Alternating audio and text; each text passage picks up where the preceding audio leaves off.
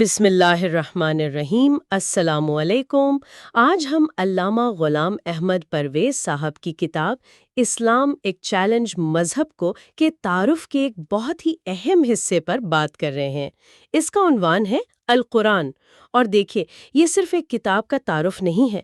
مصنف یہاں ایک طرح سے ایک جاسوس کا کام کر رہے ہیں۔ وہ انسانی تاریخ کو دیکھ رہے ہیں جو جنگوں اور مصیبتوں سے بھری پڑی ہے، اور سوال اٹھا رہے ہیں کہ آخر اس سب کی جڑ کیا ہے۔ تو آج ہم اسی ثبوت کی لکیر پر چلیں گے اور دیکھیں گے کہ ان کا مقدمہ کتنا مضبوط ہے۔ جی، اور یہ مقدمہ ایک بہت ہی مضبوط بنیاد سے شروع ہوتا ہے۔ مصنف سب سے پہلے قرآن کو ایک منفرد کتاب کے طور پر پیش کرتے ہیں۔ وہ کہتے ہیں کہ یہ تقریباً 23 سال میں نازل ہوئی اور رسول اللہ نے اس کی حفاظت کا ایک آپ کہہ لیں فول پروف نظام قائم کیا۔ دوست تنوں پر ہے نا، تحریر اور حفظ۔ بالکل، اسے لکھا بھی گیا اور ہزاروں لوگوں نے اسے دل میں بھی محفوظ کیا۔ تو مصنف یہ نہیں کہہ رہے کہ اس پر بس ایمان لاؤ، وہ کہہ رہے ہیں کہ تاریخ دیکھو، وہ کہہ رہے ہیں کہ تاریخی حقیقت ہے، کوئی مذہبی دعویٰ نہیں کہ 1400 سال میں اس کتاب میں ایک حرف کی بھی تبدیلی نہیں ہوئی۔ جی، لیکن وہ اس نقطے پر اتنا زور کیوں دے رہے ہیں؟ مطلب اس کی حفاظت اتنی اہم کیوں ہے؟ دیکھیں، یہ ان کے استدلال کا پہلا اور سب سے اہم قدم ہے۔ اگر وہ یہ ثابت کرنا چاہتے ہیں کہ انسانیت کے مسائل کا حل اس کتاب میں ہے، تو پہلے انہیں یہ ثابت کرنا ہوگا کہ یہ کتاب اپنی اصلی خالص شکل میں موجود ہے۔ اچھا۔ ان کے نزدیک اگر یہ کتاب وقت کے ساتھ بدل گئی ہوتی تو یہ بھی کسی دوسری انسانی تحریر کی طرح ہو جاتی، جو اپنے زمانے کی پیداوار ہوتی ہے اور پھر غیر متعلقہ ہو جاتی ہے۔ بالکل۔ تو یہ فرق ہے۔ انسانی کتابیں ایک خاص وقت اور جگہ کے لیے ہوتی ہیں، جبکہ مصنف کے مطابق قرآن زمان و مکان کی قید سے آزاد ہے، اس کی تعلیمات دائمی ہیں۔ صحیح۔ وہ اسے صرف انفرادی اخلاقیات کی کتاب نہیں مانتے، بلکہ افراد کی صلاحیتوں کو نکھارنے اور قوموں کے عروج و زوال کے قوانین کا ایک مکمل ضابطہ قرار دیتے ہیں، یعنی بنی نوع انسان کے لیے خدا کا آخری اور مکمل دستور حیات۔ ٹھیک ہے، اس سے ایک بہت بڑا سوال پیدا ہوتا ہے۔ اگر یہ کامل اور دائمی رہنمائی موجود ہے تو پھر مصنف انسانی تاریخ کو ناکامیوں کی ایک اتنی لمبی داستان کے طور پر کیوں دیکھتے ہیں؟ ان کی تشخیص کیا ہے کہ غلطی کہاں ہوئی؟ یہیں سے ان کی اصل بحث شروع ہوتی ہے۔ وہ کہتے ہیں کہ انسانیت کی تمام تباہ کاریوں کی وجہ انسان کے اپنے بنائے ہوئے غلط نظریات حیات ہیں، اور ان تمام نظریات میں وہ ایک خاص نظریے کو تمام مسائل کی جڑ قرار دیتے ہیں: زندگی کا مادی تصور، یعنی مٹیریلسٹک کانسیپٹ آف لائف۔ زندگی کا مادی تصور، آئیے اسے تھوڑا کھولتے ہیں۔ اس کا کیا مطلب ہے؟ مصنف کے مطابق اس نظریے کی بنیاد یہ ہے کہ انسان محض ایک حیوان ہے، بس حیوانات کی سب سے ترقی یافتہ شکل۔ کوئی روحانی حیثیت نہیں، کوئی روح، کوئی آخرت نہیں؟ کچھ بھی نہیں۔ اس کا پورا وجود اس کے جسمانی وجود پر منحصر ہے، اور جب جسم مر جاتا ہے تو سب کچھ ختم ہو جاتا ہے۔ تو اس نظریے کے مطابق انسان ایک بہت ہی پیچیدہ حیاتیاتی مشین کی طرح ہے، جیسے ایک جدید کمپیوٹر، جب آپ اس کا پلگ نکال دیں تو پروگرام ہمیشہ کے لیے ختم۔ کیا یہ کہنا درست ہوگا؟ یہ بالکل بہترین تشبیہ ہے، اور مصنف کا نقطہ یہ ہے کہ اگر ہم صرف مشینیں ہیں تو پھر ہمارا واحد منطقی مقصد کیا ہے؟ اپنی مشین کے بند ہونے سے پہلے اس کے لیے زیادہ سے زیادہ چیزیں جمع کرنا۔ بالکل۔ زندگی کا مقصد صرف مادی فلاح و بہبود، یعنی زیادہ سے زیادہ دنیاوی آسائشیں اور طاقت حاصل کرنا بن جاتا ہے۔ لیکن ایک منٹ رکیے، یہ تو ایک بہت ہی سیاہ و سفید تصویر ہے۔ کوئی یہ بھی تو کہہ سکتا ہے کہ انسان پر مبنی نظاموں نے، چاہے وہ نامکمل ہی کیوں نہ ہوں، سائنسی ترقی اور حقوق میں بہتری بھی تو کی ہے۔ مصنف اس بات کو کیسے دیکھتے ہیں؟ یہ ایک بہت اہم نقطہ ہے۔ دیکھیں، مصنف مادی ترقی کے خلاف نہیں ہیں، وہ ہوائی جہاز میں سفر کرنے یا ٹیکنالوجی استعمال کرنے کے خلاف نہیں ہیں، ان کی بنیاد سے ہے۔ وہ کہتے ہیں کہ جب آپ کی بنیاد ہی یہ ہو کہ صرف یہی زندگی ہے اور کوئی جواب دہی نہیں، تو پھر جس کی لاٹھی اس کی بھینس کا قانون محض ایک انتخاب نہیں رہتا، بلکہ ایک لازمی منطقی نتیجہ بن جاتا ہے۔ جی، ایک لازمی نتیجہ۔ تو مصنف ایک سیدھی اٹوٹ لکیر کھینچ رہے ہیں ایک سادہ سے فلسفیانہ خیال سے کہ یہ زندگی ہی سب کچھ ہے، انسانی تاریخ کے تمام جھگڑوں اور جنگوں کی جڑ تک، یہ تو ایک بہت بڑا دعویٰ ہے۔ بالکل، وہ یہ نہیں کہہ رہے کہ لوگ برے ہیں، بلکہ یہ کہ انسانیت کا آپریٹنگ سسٹم ہی ناقص ہے۔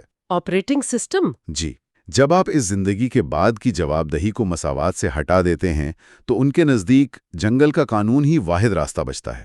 ہر فرد، ہر گروہ اور ہر قوم اپنے مادی مفادات کو زیادہ سے زیادہ بڑھانا چاہتی ہے، اور چونکہ وسائل محدود ہیں اس لیے یہ مفادات لامحالہ ایک دوسرے سے ٹکراتے ہیں۔ درست، یہ تصادم چھوٹی موٹی لڑائیوں سے شروع ہو کر عالمی جنگوں تک پہنچتا ہے۔ گویا ان کے نزدیک تاریخ میں ہونے والی بڑی بڑی جنگیں، لاکھوں کروڑوں انسانوں کا قتل عام، یہ سب کسی حادثے کا نتیجہ نہیں بلکہ ایک غلط فلسفے کے منطقی انجام کا ثبوت ہے۔ یہ تو بہت چونکا دینے والی سوچ ہے۔ جی، اور وہ اپنی بات کو صرف اپنے تجزیے تک محدود نہیں رکھتے، وہ اپنے مقدمے کو مضبوط کرنے کے لیے ایک غیر متوقع گواہ پیش کرتے ہیں۔ وہ کون ہے؟ وہ رابرٹ بریفلٹ نامی ایک مغربی مفکر کا حوالہ دیتے ہیں، اور دلچسپ بات یہ ہے کہ بریفلٹ کون کے؟ وہ کوئی مذہبی عالم نہیں تھے، وہ ایک ماہر بشریات اور سرجن تھے۔ اچھا، یعنی مصنف اسی سیکولر سائنسی روایت سے ایک آواز استعمال کر رہے ہیں جس پر وہ تنقید کر رہے ہیں۔ جی ہاں، تاکہ وہ اپنے مرکزی خیال کو ثابت کر سکیں۔ تو وہ بریفلٹ کا کیا حوالہ دیتے ہیں؟ وہ بریفلٹ کی کتاب دی میکنگ آف ہیومینٹی کا حوالہ دیتے ہوئے کہتے ہیں، انسانی تنظیم کا کوئی بھی نظام جو اپنے اصول اور بنیاد میں ہی غلط ہو، وہ اس ہوشیاری اور کارکردگی سے خود کو نہیں بچا سکتا جس کے ذریعے اس جھوٹ کو برقرار رکھا جاتا ہے، نہ ہی کسی سطحی ایڈجسٹمنٹ اور معمولی مرمت سے۔ واہ، یہ بریفلٹ کا حوالہ تو بہت طاقتور ہے۔ اس سے مجھے یوں لگ رہا ہے کہ اگر مصنف کی بات درست ہے تو ہمارے تمام سیاسی اور سماجی مباحثے ایسے ہی ہیں جیسے ہم ایک ایسی عمارت میں فرنیچر کی ترتیب پر بحث کر رہے ہوں جو گرنے والی ہے، کیونکہ اس کی بنیاد ہی خراب ہے۔ آپ نے بالکل صحیح پکڑا ہے۔ یہی نکتہ ہے۔ یہی وہ نکتہ ہے جو مصنف سمجھانا چاہتے ہیں۔ وہ کہتے ہیں کہ انسانیت نے سرمایہ داری، کمیونزم، قوم پرستی جیسے نظاموں کو ٹھیک کرنے کی بہت کوشش کی ہے۔ ان میں چھوٹی موٹی مرمتیں اور ایڈجسٹمنٹس کی ہیں، لیکن کچھ کام نہیں آیا۔ تصور حیات پر ہے، اس لیے یہ تمام نظام ناکام ہونے کے لیے ہی بنے ہیں۔ وہ انسانیت کے لیے امن اور سلامتی لانے کے بجائے تباہی ہی لائے ہیں۔ اس کا مطلب یہ ہے کہ مصنف کے نزدیک مسئلہ نظام کے نفاذ میں نہیں بلکہ خود نظام کے ڈیزائن میں ہے، بنیاد ہی ٹیڑھی ہے۔ لیکن کیا اس کا مطلب یہ ہے کہ انسانی عقل مکمل طور پر ناکام ہے؟ کیا انسان وحی کی رہنمائی کے بغیر کچھ بھی صحیح نہیں کر سکتا؟ یہ ایک گہرا سوال ہے۔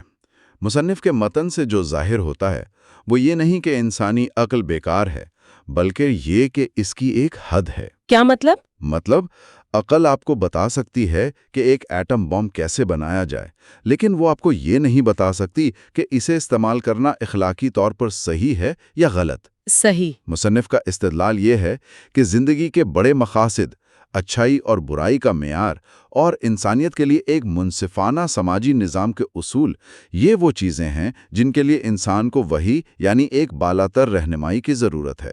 تو وہ ایک طرح سے کام کی تقسیم کی بات کر رہے ہیں، طبعی دنیا کو سمجھنے کے لیے انسانی عقل اور زندگی گزارنے کے اصولوں اور اقدار کے لیے وحی۔ آپ ایسا کہہ سکتی ہیں۔ ان کے نزدیک جب انسانی عقل اپنی حدود سے تجاوز کر کے خود کو خدا کی جگہ پر رکھنے کی کوشش کرتی ہے اور زندگی کے بنیادی اصول وضع کرنا شروع کر دیتی ہے تو وہ ایسے نظام بناتی ہے جو بظاہر بہت پرکشش لگتے ہیں لیکن اندر سے کھوکھلے ہوتے ہیں، اور بالآخر خود انسان کے لیے ہی تباہ کن ثابت ہوتے ہیں۔ بالکل۔ تو آج کی اس گفتگو کا خلاصہ کیا ہے؟ ہم نے دیکھا کہ علامہ پروید کے مطابق انسانی تاریخ میں جو مستقل تصادم اور تباہی نظر آتی ہے اس کی وجہ کوئی سیاسی یا معاشی نظام نہیں بلکہ ایک بنیادی فلسفیانہ غلطی ہے، زندگی کو صرف ایک مادی وجود سمجھنا۔ جی، اور اس ناقص بنیاد کا لازمی نتیجہ ان کے مطابق طاقت کا اصول، تصادم اور تباہی ہے۔ اس کے مقابلے میں وہ قرآن کو ایک لازوال اور محفوظ رہنما کے طور پر پیش کرتے ہیں جس کے اصول دائمی ہیں اور جو انسانیت کو امن اور حقیقی ترقی کی راہ دکھا سکتے ہیں۔ تو یہ متن سوچنے پر مجبور کرتا ہے۔ جی، یہ متن سننے والے کو یہ سوچنے پر مجبور کرتا ہے کہ ہمارے معاشرے اور تہذیب کی بنیاد کیا ہے۔ کیا وہ انسان کے اپنے بنائے ہوئے محدود نظریات ہیں یا انہیں کسی بالاتر ابدی رہنمائی کی ضرورت ہے؟ یہ ایک گہرا سوال ہے جس پر غور کرنا چاہیے۔ اسی کے ساتھ آج کا موضوع ختم ہوتا ہے۔ اگلے موضوع کے ساتھ پھر حاضر ہوں گے۔ اللہ حافظ۔